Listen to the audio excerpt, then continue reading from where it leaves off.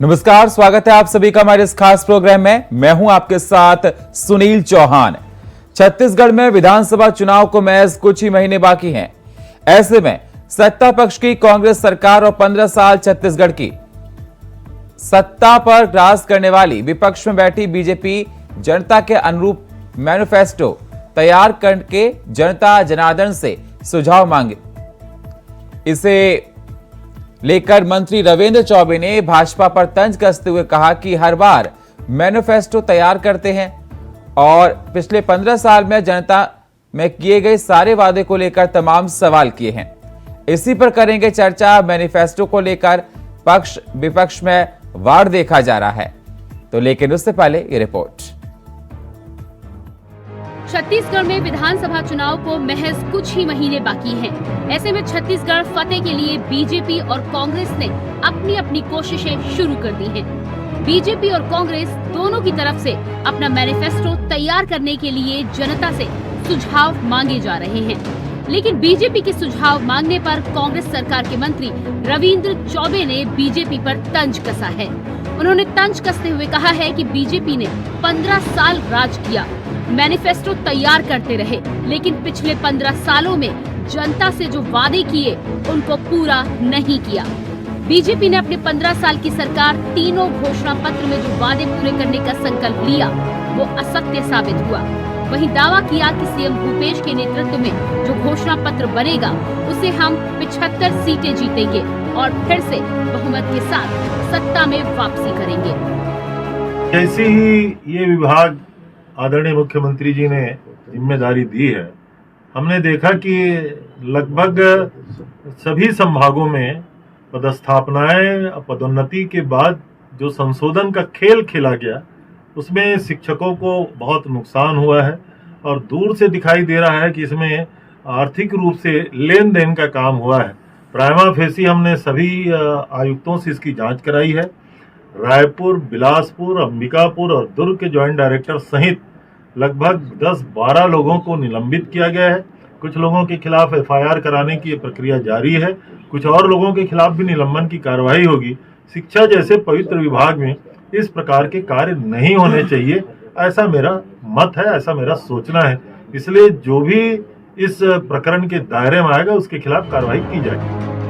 वहीं प्रदेश में विपक्ष में बैठी बीजेपी ने अपने मैनिफेस्टो पर कांग्रेस की तरफ से उठाए गए सवाल पर जवाब देते हुए कहा है कि अभी तो 24 घंटे ही हुए हैं। हमारी तरफ से मैनिफेस्टो पर सुझाव मांगने के इतने ही समय में कांग्रेस बौखला गई है। आपके ही उप मुख्यमंत्री टीएस सिंहदेव ने कहा कि हमारी सरकार ने 36 घोषणाओं में सिर्फ 12 को ही हाथ लगाया है, बाकी को देखा ही नहीं। विपक्ष ने घोषणा पत्र का जिक्र करते हुए शराबबंदी के वायदों पर भी सरकार पर आरोप लगाया है। अभी तो 24 घंटा हुआ है माननीय रविंद्र चौबे जी।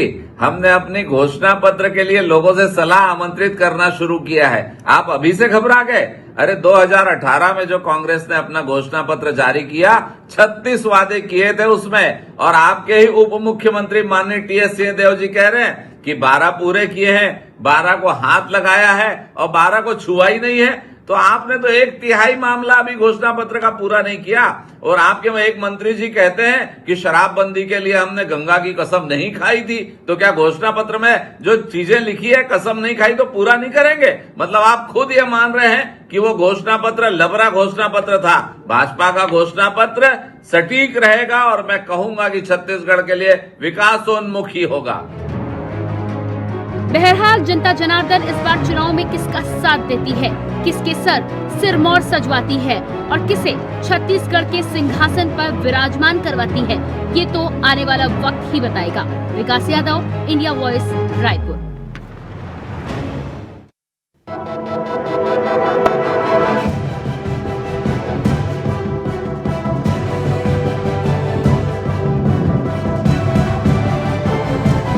इंडिया वॉइस, आपकी सोच, आपकी आवाज। क्रायोजेनिक टेक्नोलॉजी, माइनस के टेम्परेचर में मसाले बनते हैं। I can smell it. Goldiee मसाले, जहां जाए रिश्ते बनाए।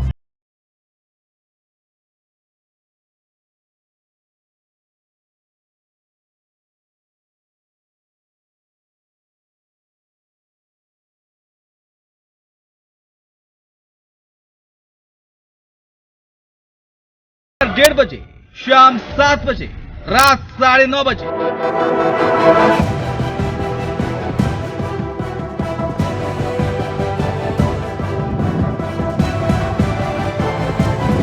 इंडिया वॉइस, आपकी सोच, आपकी आवाज।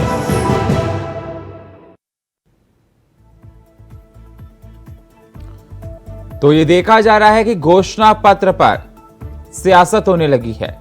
चुनाव से पहले सियासी जंग शुरू हो गई है। बीजेपी ने मैनिफेस्टो के लिए सुझाव मांगे तो कांग्रेस ने तमाम सवाल खड़े कर दिए। बीजेपी की मांग पर कांग्रेस लगातार तंज कस रही है, जिस पर यह देखा जा रहा है बीजेपी अपनी बात कह रही है और कांग्रेस अपनी बात। कांग्रेस का कहना है कि 15 साल काम किया, जनता के हित के लिए कोई काम नहीं किया, धरातल पर कोई काम नहीं उतरा, कांग्रेस का कहना है। वहीं बीजेपी कह रही है कि उनके उप मुख्यमंत्री ने खुद कहा कि 36 योजनाओं में से 12 ही को पूरा किया गया। तो तमाम ऐसे सवाल निकलकर सामने आ रहे हैं और बीजेपी कांग्रेस में जुबानी जंग देखी जा रही है।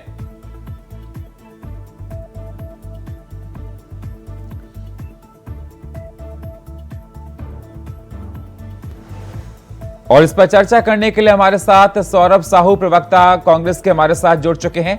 हमारे साथ के शर्मा, वरिष्ठ पत्रकार, हमारे साथ जुड़ चुके हैं और थोड़ी देर में हमारे साथ जुड़ेंगी किरण बघेल, बीजेपी प्रवक्ता। बहुत बहुत स्वागत आप दोनों मेहमानों का हमारे साथ चर्चा में जुड़ने के लिए। सौरभ साहू हमारे साथ जुड़ चुके हैं। सौरभ जी, जिस प्रकार से देखा जाए कि लगातार आप बीजेपी को ये कह रहे हैं कि आपने काम 15 साल में कुछ नहीं किया और आप घोषणा पत्र की बात कर रहे हैं, जिस प्रकार से उन्होंने सुझाव मांगने की बात की। मैं आपसे ये जानना चाहता हूं कि आपके डिप्टी सीएम खुद इस बात को बोलते हैं कि 36 बातों में से 12 ही अभी पूरी हो पाई। आपके घर के अंदर के लोग ही खुद बोलते हैं कि आपका घोषणा पत्र पूरा नहीं हुआ, तो आप दूसरों पे सवाल कैसे दाग सकते हैं? देखिए, जो डिप्टी सीएम साहब ने जो बात कही थी वो बिल्कुल कांग्रेस पार्टी के अंदर के ही बहुत वरिष्ठ नेता है और उन्होंने वो बातें जो कही वो एक दूसरे परिप्रेक्ष्य में कही, लेकिन उसके बाद में जो कांग्रेस पार्टी ने एक प्रेस कॉन्फ्रेंस करके जो हमारे 36 वादे थे मैनिफेस्टो में, उसमें से जो 34 वादे पूरे हुए हैं उनका एक लिखित बयान जारी किया है और भाजपा के बहुत सारे वरिष्ठ नेताओं को उसको भेजा भी गया है, जिसके तरफ से भाजपा के किसी भी नेता की कोई प्रतिक्रिया उस पर आई नहीं है। तो आप देख सकते हैं कि उसमें पूरी तरीके से हर मामले के बारे में या हर घोषणा जो हमारे संकल्प पत्र में, हमारे घोषणा पत्र में थे 2018 के, उसके बारे में बहुत ही डिटेल्ड तरीके से और हर तथ्य की जानकारी देते हुए उसमें जवाब दिया गया है और उसमें पॉइंट वाइज हर बात का जवाब है। आप देखेंगे उसमें तो 34 जो पॉइंट है कुल मिलाकर के, तो उसमें हर एक पॉइंट को जो हमारे घोषणा पत्र में था उससे रिलेट करते हुए उसके बारे में सारी बातों को कही गई है। तो भाजपा जो है वो उसको ध्यान नहीं दे रही है। इनके हर एक वरिष्ठ नेता, चाहे वो रमन सिंह जी हो, अजय चंद्राकर जी हो, नेता प्रतिपक्ष हो, सभी को वो कॉपी कांग्रेस के द्वारा प्रेषित की गई है और प्रेस कॉन्फ्रेंस में भी इसकी जानकारी दी गई है। तो पहले वो पढ़ ले, समझ ले और उसके बाद फिर कांग्रेस के जो मैनिफेस्टो के हैं जो बातें हैं वो पूरी नहीं हुई है, इसके ऊपर वो सवाल उठाएं। मुझे लगता है कि उनके 99% सवालों के जवाब उस चिट्ठी में है जो हमने उनको प्रेषित किया है। लेकिन बीजेपी का ये भी कहना है कि अभी हमने सिर्फ सुझाव मांगे हैं, उसके बाद ही देखा जा रहा है कांग्रेस डरने लगी है, घबराने लगी है। देखिए, घबराने की बात कहीं नहीं है कि किसी भी तरीके से है नहीं, क्योंकि भाजपा के पास तो अभी मुद्दे नहीं है। उनके द्वारा जो सुझाव मांगने की बात कही जा रही है वो मुद्दे तराशने की ही प्रयास में मुझे लगता है कि वो इस तरीके से सुझाव और जनता के बीच जा रहे हैं। और ये कार्य उनको बहुत पहले करना चाहिए था, जब वो 15 साल सरकार में थे, तब भी उनको जनता के बीच जाना चाहिए था और जनता की बातों को सुनना चाहिए था। और जो अपने घोषणा पत्र उन्होंने तैयार किए थे, अलग अलग समय में 3 बार उन्होंने घोषणा पत्र संकल्प पत्र के नाम से जारी किया था, उसमें भी बहुत सारे वादे थे। पहले वो उनको देख ले, चाहे वो किसानों को समर्थन मूल्य दिलाने की बात होगी, चाहे धान के मूल्य में बोनस देने की बात होगी, आदिवासियों को गाय देने की बात होगी, ऐसे बहुत सारे वादे हैं। तो आपने सौरभ जी तो वो सारे वादे उन्होंने कभी पूरे नहीं किए। ठीक है, आप बीजेपी के लिए बोल रहे हैं कि उन्होंने घोषणा पत्र के वादे पूरे नहीं किए, आपने सारे वादे पूरे कर दिए। देखिए, मैंने आपको बताया कि हमने 34 वादे पूरे कर दिए और 34 वादे किस तरीके से पूरे हुए हैं उसकी एक लिखित बयान जारी की गई है। धरातल पर तो दिखाई नहीं दे रहा, जनता तो मना कर रही है कि वादे पूरे नहीं हुए, जनता तो मना कर रही है। जनता का तो जवाब आना बाकी है। मुझे लगता है कि वो तो चुनाव में अपना जवाब देगी ही देगी और कहीं ना कहीं जनता भी इन बातों से सरोकार रखती है कि धरातल के अंदर भी उनको बहुत सारी ऐसी योजनाएं हैं जिनका लाभ मिला है। तो जनता अपना जो जवाब है वो लोकतंत्र के महापर्व जो अभी नवंबर में चुनाव होंगे उसमें बिल्कुल जनता अपना जो मत है वो देगी और कांग्रेस के पक्ष में देगी, ऐसे हमें पूरी उम्मीद है। हमारे साथ बीजेपी के प्रवक्ता जुड़ चुके हैं, किरण बघेल जी हमारे साथ जुड़ चुके हैं। किरण जी, जिस प्रकार से देखा जाए लगातार सौरभ जी का यही कहना है कि सारे वादे जो किए थे हमने पूरे किए हैं और 34 वादे की बात कह रहे हैं हमने पूरे किए। तो मैंने उनसे कहा कि टीएस जो आपके डिप्टी सीएम उन्होंने कहा कि 12 वादे पूरे हो गए अभी उनको नहीं, तो उन्होंने कहा कि उस संदर्भ में कहा। उसके बाद हमने प्रेस कॉन्फ्रेंस की, एक बुकलेट जारी की थी, वो बीजेपी वाले पढ़ लें तो उनको पता पड़ जाएगा कि क्या किस रीजन में किस संदर्भ में कही थी। और सारे वादे हम पूरे कर चुके हैं किरण जी, जिस प्रकार से कांग्रेस लगातार कह रही है। मैंने कहा कि धरातल पर वादे दिखाई नहीं दे रहे, तो कह रहे जनता जवाब देगी।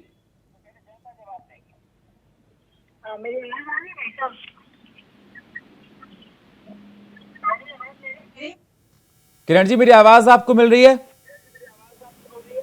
आ रही है, मेरी आवाज आ रही है? जी, आपकी आवाज आ रही है। सवाल मेरा आपसे मैडम ये है, मैं अभी आपसे पहले मैं सौरभ साहू प्रवक्ता कांग्रेस से बात कर रहा था, तो सौरभ जी का यही कहना था कि सारे राज्य में हमने वादे पूरे किए हैं, 34 वादे हमने पूरे कर लिए हैं। मैंने कहा कि आपके डिप्टी सीएम तो ये कह रहे थे कि 12 वादे पूरे हुए, तो उन्होंने कहा कि उनके कहने का संदर्भ अलग था। उसके बाद हमने प्रेस कॉन्फ्रेंस की, एक बुकलेट जारी की, उसके बाद बीजेपी के किसी भी नेता का उस पर कोई बयान नहीं आया। तो मैं आपसे जानना चाहता हूं कि कांग्रेस तो ये कह रही है कि धरातल पर हमने सारे वादे पूरे कर दिए, बीजेपी घबराई हुई है। सुनील जी, आप देख सकते हैं ना, इनके एक साथ ये कार्य करते हैं और यहाँ तक कि झूठ भी एक साथ नहीं बोल पाते। आप देख सकते हैं कुछ दिन पहले बड़े बड़े होर्डिंग्स टंगते थे हमारे प्रदेश में, भूपेश है तो भरोसा है। अब जैसे ही शैलजा जी आई हैं, अब ये इनका टैगलाइन हो गया है कि कांग्रेस है तो भरोसा है। फिर इनका कथनी बदल जाता है। फिर आप देख लीजिए कि टीएस सिंहदेव जी स्वयं, जो कि उप मुख्यमंत्री हैं, स्वयं ये एक अपने इंटरव्यू में बोलते हैं कि 12-12-12 के फॉर्मूला पे छत्तीसगढ़ में चल रहे हैं, जिसमें 12 वादे पूरे किए हैं, 12 को हमने हाथ नहीं लगाया है और 12 पे काम चल रहा है। तो क्या ये अपने उप मुख्यमंत्री के बात को ही झुठलाते हैं? उसके बाद ठीक कुछ दिन बाद इनके सुशील आनंद जी का वक्तव्य आता है, इंटरव्यू आता है कि इन्होंने वादे पूरे किया। तो इनके आप देख सकते हैं ना मुख्यमंत्री, ना उप मुख्यमंत्री, ना इनके प्रचार प्रसार मंत्री, तीनों के बातों में देखिए कितना विरोधाभास है। और ये मुझे लगता है कि कांग्रेस खुद जानती है कितने वादे इन्होंने पूरे किए हैं और कितने वादे पूरे नहीं किए हैं। मुझे लगता है स्कैम से क्या बोला जी, पल्लवित पुष्पित ये सरकार स्कीम तो चला नहीं पा रही छत्तीसगढ़ में, छत्तीसगढ़ को पूरे भ्रष्टाचार में लपेट चुकी है। और मुझे लगता है ये अपना जो रिपोर्ट है छत्तीसगढ़ सरकार का जनता के सामने आ चुका है और ये खुद भी तिलमिलाए घबराए हुए हैं। इसलिए बात बात पर इनका कथनी और वक्तव्य बदलता जा रहा है। मुझे लगता है कहीं ना कहीं ये भय है इनका। कांग्रेस का तो ये भी कहना है कि 15 साल आपने राज किया, जनता के साथ कुछ भी नहीं किया। बड़ा आश्चर्य की बात है, जब छत्तीसगढ़ का गठन हुआ था तो बीमारू राज्य की श्रेणी से हमने विकसित राज्य की श्रेणी में छत्तीसगढ़ को लाया है। बस्तर और अबुझमाड़ जैसे सुदूर इलाकों में सड़कों का जाल अगर बिछा है तो हमारे शासनकाल में, मोबाइल टावर्स की बात ले ले तो हमारे शासनकाल में पूरे रिमोट एरियाज को मोबाइल के थ्रू जोड़ा गया है। और एम्स हो, NIT हो, और IIIT हो, और जो छत्तीसगढ़ का जो विकास का मॉडल है, चाहे वो PDS सिस्टम हो, आप देख सकते हो जो छत्तीसगढ़ को पूरे जो 1 रुपये चावल जो है पूरे विश्व में, पूरे भारत में प्रसिद्ध हो गया है। कहीं ना कहीं जो गरीब आदिवासी रहते, जो भूखे पेट से सोने से मजबूर हो जाते थे। उसे कहीं ना कहीं भाजपा ने, या कहीं ना कहीं नहीं, मैं तो कहती हूँ विश्वास के साथ कहती हूँ कि भाजपा ने भूख से मुक्त किया है। इतने विकास के बाद अगर कांग्रेसी कह रहे हैं जो भ्रष्टाचार में छत्तीसगढ़ महतारी को डुबो चुके हैं, छत्तीसगढ़ की जनता को कर्ज लेके घी पिलाने का काम कर रहे हैं, और जो 4 साल में आप देख सकते हैं 50 घोटाले इन्होंने कर दिए, और विश्व स्तर के घोटाले, पीएससी जैसे विश्वसनीय और संवेदनशील संस्था में इन्होंने घोटाले करने से नहीं चुके। और देख सकते हैं कि जो छत्तीसगढ़ के इतिहास में काला अध्याय, युवाओं ने वस्त्रहीन होकर प्रदर्शन किया सरकार के खिलाफ। सौरभ जी, आप देख सकते हैं तमाम भ्रष्टाचार में आपने लिप्त हैं, सवाल आप दूसरों पर उठा रहे हैं, बीजेपी का कहना है, आप क्या जवाब देंगे जल्दी से? देखिए, भ्रष्टाचार की बात तो बीजेपी करे ना, क्योंकि बीजेपी की जो भ्रष्टाचार की लिस्ट है वो तो कहीं ना कहीं बहुत लंबी, और ये सर्वविदित है कि किस तरीके से इनके शासनकाल में भ्रष्टाचार हुए हैं। अभी जो घोषणा पत्र की विशेष रूप से जब बात हो रही है, तो यहाँ मैं ये बताना चाहूंगा कि इनके ही संकल्प पत्र में जो बातें होती थी, चाहे वो धान के समर्थन मूल्य की बात, और यहाँ पर अगर छत्तीसगढ़ के परिप्रेक्ष्य में अगर बात करें हम, तो एक बहुत बड़ी जनता है जो कृषि पर आधारित होती है, और कृषि पर आधारित अगर कोई घोषणा की जा रही है तो मुझे लगता है कि उस बात को तो अगर ये पूरा नहीं कर पा रहे हैं तो इनको किसी दूसरे के ऊपर सवाल उठाने का हक नहीं है कहीं पर भी, क्योंकि इन्होंने न तो समर्थन मूल्य दिला पाए और बोनस देने का वादा करके उस वादा के को भी पूरा नहीं कर पाए और वादा खिलाफी की। तो कहीं ना कहीं यहाँ की जो किसान है,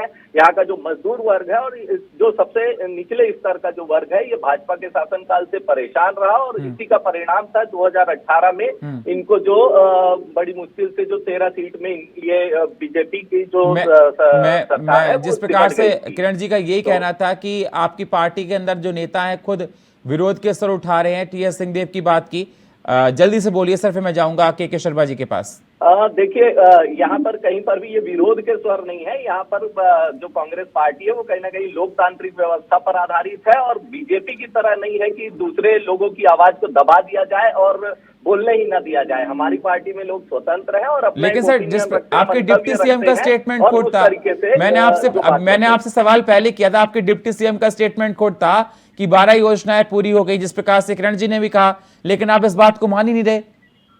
लेकिन उसके बाद मैंने इस बात का आपको जवाब दिया है कि कहीं ना कहीं जो हमने कांग्रेस पार्टी ने संगठन स्तर पर भी एक प्रदेश स्तर पर प्रेस कॉन्फ्रेंस की और उसका एक लिखित पूरी रिपोर्ट तैयार की है, वो लिखित में उपलब्ध है, अभी भी मेरे पास में है। किरण जी जवाब दीजिए जल्दी से। भाजपा को इसका मंथन करना चाहिए।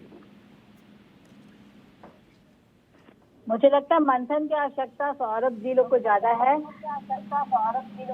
आप देख सकते हैं शराबबंदी जैसे इतने महत्वपूर्ण विषय को नजरअंदाज करने वाली सरकार, बेरोजगारी भत्ता की बात करते हैं, झुंझुनू जो पकड़ाया है, 18 से 19 लाख रजिस्टर्ड युवा है, वहीं पे मात्र 1 लाख युवाओं को ये बेरोजगारी भत्ता प्रोवाइड करा रहे हैं।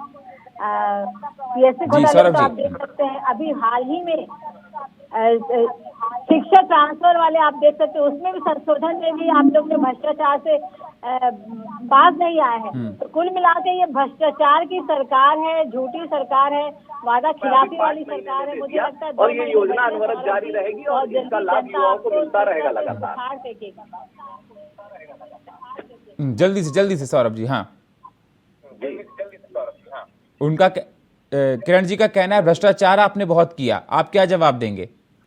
देखिए, भ्रष्टाचार की जो बात है वो खोखले इनके जो है आरोप है, और कहीं ना कहीं वो बातें सिद्ध कहीं पर नहीं होती है।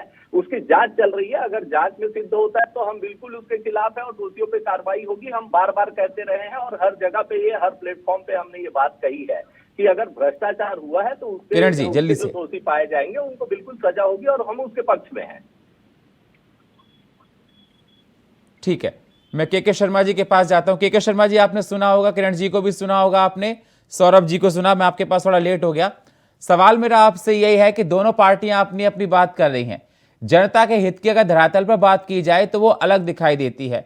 बीजेपी का कहना है कि घोषणा पत्र के हमने सारे वादे पूरे किए, कांग्रेस का कहना है घोषणा पत्र के हमने 34 वादे पूरे कर दिए, लेकिन अगर धरातल पर देखा जाए तो वादे पूरे हुए तो दिखाई नहीं देते। देखिए, घोषणा पत्र जन आकांक्षाओं के अनुरूप अभी जो कुछ चुनाव से देखेंगे महत्व तो बढ़ चुका है और उसको छत्तीसगढ़ में जो कांग्रेस की एक मजबूत सरकार बनी है उसमें जन घोषणा पत्र की महत्वपूर्ण भूमिका रही है। अब उसमें कितने वादे कितने प्रतिशत पूरे हुए हैं, जैसे बेरोजगारी भत्ते की बात कर रहे हैं 18 लाख में से 1 लाख लोगों को मिल रहा है, या ऋण माफी जो है राष्ट्रीयकृत बैंकों से हुआ नहीं हुआ, ये अलग चीज है। लेकिन जन घोषणाओं को लेकर इन लोग मेरे ख्याल से 2 मुद्दे जो बचे बता रहे हैं वो नियमितीकरण का हो सकता है और शराबबंदी के जो इनके इसमें। अब कुल मिलाकर के बात हम करेंगे तो जन घोषणा पत्र को पूरा करने के लिए वित्तीय स्थिति की बात आती है। आज 82,000 करोड़ रुपए के कर्ज में छत्तीसगढ़ सरकार है, तो ऐसी स्थिति में जब घोषणा पत्र आता है तो उसमें यह प्रावधान भी आना चाहिए कि आप इसमें कितना खर्च करेंगे। राहुल गांधी ने जब जन घोषणा पत्र कांग्रेस का जारी हुआ तब उन्होंने पूछा था इतने बड़े घोषणा पत्र के लिए जन घोषणा पत्र आप जारी करें, पैसे की व्यवस्था है कि नहीं है? तो कहा गया था 10,000 करोड़ रुपए की हमारे पास पूरी व्यवस्था, पूरी हमने नीति बनाई हुई है। लेकिन वास्तविक स्थिति जब आ रही है तो पैसे की कमी आती है। केंद्र पर आरोप लगाया जाता है कि हमारा 55,000 करोड़ रुपए वहां से लेना बाकी है, या अन्य विषय सामने आते हैं। वादा खिलाफी का जो आरोप लग रहा है, या इसी तरह भाजपा की बात करें तो 15 साल में बहुत सारे घोषणा पत्र हैं और छत्तीसगढ़ की जनता ने इसको स्वीकार किया कि 300 रुपए का बोनस देने की जो बात कही थी वो पूरा नहीं हुआ, या 2100 रुपए धान खरीदी की बात उस समय 2013 में वो सब नहीं, जिसके चलते हुए उनको सरकार से बाहर जाना पड़ा। ये एक बड़ी बात रही है। अब जब बात आ रही है कि जन घोषणा पत्र के कांग्रेस के महत्व को जिस ढंग से सरकार में आई है उसको महत्व को समझते हुए भाजपा लोगों से जो सलाह ले रही, तो वो जो विचार आएंगे क्या उसको कितना पूरा कर पाएंगे? क्या आपके पास वित्तीय स्थिति सरकार के पास इतनी रहती है जिसको हम पूरा कर सकेंगे? उसके साथ ही आधारभूत संरचना विकास, इंफ्रास्ट्रक्चर डेवलपमेंट के लिए आपके पास राशि का प्रावधान करेंगे कि नहीं? और जो चुनाव मतदान के 1 या 2 दिन 9 तारीख और 10 तारीख को भाजपा और कांग्रेस का घोषणा पत्र आता है और 12 तारीख को छत्तीसगढ़ में मतदान होता है। तो कुल मिलाकर के चुनाव आयोग को भी इसमें संज्ञान लेना चाहिए कि इन घोषणाओं पर अमल होगा कि नहीं होगा, या जनता के साथ यदि नहीं हो पा रहा है तो उसके लिए जिम्मेदारी कौन है, और एक दूसरे पर आरोप के प्रति क्या कौन बेहतर है, कौन कितने प्रतिशत वादे पूरे कर पाइए, इसके आधार पर मतदान होगा कि ये घोषणा पत्र कंप्लीट पूरा करना है या मार्गदर्शी सिद्धांत के रूप में लिया जाए, इसको स्पष्ट होना चाहिए। सौरभ जी जवाब दीजिए, घोषणा पत्र लगता है कि आपको पूरा हो गया अगर जिस प्रकार से कह रहे हैं के शर्मा जी? बार बार कह रहे हैं, कांग्रेस के हर वर्ग के नेता कह रहे हैं कि कहीं ना कहीं घोषणा पत्र के 90 से 95% वादे पूरे हुए। मैंने अभी भी आपको ये बात कही, लेकिन सर के शर्मा जी तो संतुष्ट नहीं है आपके वादे से। देखिए के शर्मा जी ने भी जो बात कही वो बिल्कुल मैं जो कह रहा हूँ उसी लाइन पे उन्होंने बात कही कि जिस तरीके से ये नियमितीकरण की बात के शर्मा जी ने कही है और दूसरी शराबबंदी की बात कही है, तो हमारे घोषणा पत्र के हिसाब से जो 34 वादे थे हमने वो पूरे किए हैं। हमने भी वही कहा कि लगभग 90 से 95%। सौरभ जी का कहना है सारे वादे पूरे हो गए, कुछ वादे उसमें बचे हैं और वो उससे भी और अग्रसर है हम लोग अभी। किरण जी सारे वादे पूरे हो गए? वही मैं बोल रही हूँ, सौरभ जी से पूछना चाहूंगी कौन कौन से इलाके में शराबबंदी हो बताइए सौरभ जी। वो हो गई है। देखिए मैंने अभी यही बात बोला था तो मुझे लगता है बीजेपी तो डबल आने लग गया है। आपने बोला था प्रत्येक ग्रामीण को 5 सिलेंडर मुफ्त दी जाएगी, तो कितने सिलेंडर पहुंचा दी गई है? और समितियों के जिस तरीके आप लोगों ने कहा था महिला किया जा रहा है कहीं ना कहीं, और उसी का परिणाम है कि बस्तर के अंदर जो पेट में लात मार आपके बीज निगम को के अंदर बंद है और हम नशा मुक्ति केंद्रों की स्थापना किए हैं यहाँ पर, तो उसका परिणाम धीरे धीरे देखने को मिलेगा और मुझे लगता है कि जल्द हम एक पूर्ण शराबबंदी की ओर अग्रसर भी होंगे। किरण जी जवाब दीजिए। किरण जी जवाब सौरभ जी देंगे। भाई साहब मैंने कहा ना शराबबंदी को लेकर कौन से कदम उठाया है? वो तो कह रहे हैं तमाम गिना दिए मैडम, आपको तमाम बातें गिना दी आपको, तो कुछ सुनाई नहीं दिया इनका। सौरभ जल्दी से एक बार फिर से बोल दीजिए। सौरभ जी देखिए मैंने यही कहा कि हमारी जो घोषणा पत्र है उसमें लगातार हमने यही कह रहे हैं कि 90 से 95% हमारे वादे पूरे हुए। 34 वादों की लिस्ट हमने भाजपा को भी प्रेरित की है और कहीं न कहीं जो 2 बातें हैं जिसमें शिक्षकों और जो संविदा कर्मियों का नियमितीकरण की बात और दूसरी शराबबंदी की बात, पूर्ण शराबबंदी नहीं हो पाई, लेकिन कहीं ना कहीं हम लोग शराबबंदी की ओर अग्रसर हुए हैं। लगभग 110 दुकानें हमने बंद की हैं और जो पेशा कानून के तहत जो गांव को अधिकार देने की बात हुई थी और क्षेत्रों में, तो वो अधिकार हमारी सरकार से तुरंत दिया गया है। बस्तर जैसे इलाकों को धर्मांतरण की आग में, बस्तर जैसे आदिवासियों को धर्मांतरण की आग में झोंक दिया है। शांति अमन वाला छत्तीसगढ़ जो शांति का टापू हुआ करता था, वहाँ पे सांप्रदायिक दंगे लूट मार और महिलाओं की सुरक्षा को देख लीजिए। आदिवासी इलाके में 7-7 साल की बच्चियों के पोटा कैबिन में बलात्कार हो रहे हैं। ना आप सुरक्षा दे पाए, ना स्वास्थ्य दे पाए, ना शिक्षा दे पा रहे हैं, ना युवाओं से न्याय कर पा रहे हैं, ना महिलाओं कुछ से नहीं न्याय दे पाए कर पा आप। रहे हैं, ना किसान से, ना सौरभ जी। छत्तीसगढ़ की जनता से। देखिए, मुझे लगता है कि भाजपा ने अपनी आंखें बंद करके रखी है। हर दिशा में अगर देखेंगे, चाहे वो स्वास्थ्य हो, शिक्षा हो, हर दिशा में, और युवाओं के विकास की दिशा में भी हर तरीके के निर्णय हमारी छत्तीसगढ़ की सरकार ने लिए हैं। और आत्मानंद जो स्कूल की स्थापना हुई शिक्षा के क्षेत्र में, वो कहीं ना कहीं पूरे भारत के लिए एक आदर्श के रूप में स्थापित हुआ है। जिस तरीके से वहाँ शिक्षा के स्तर में सुधार हुआ है। स्वास्थ्य के क्षेत्र में अगर बोलेंगे तो स्वास्थ्य के क्षेत्र में लगातार जो हमारे जो मोबाइल वैन है वो सुदूर क्षेत्रों में पहुंच रहे हैं और लगातार उनके माध्यम से जो जनता है वो लाभान्वित हो रही है।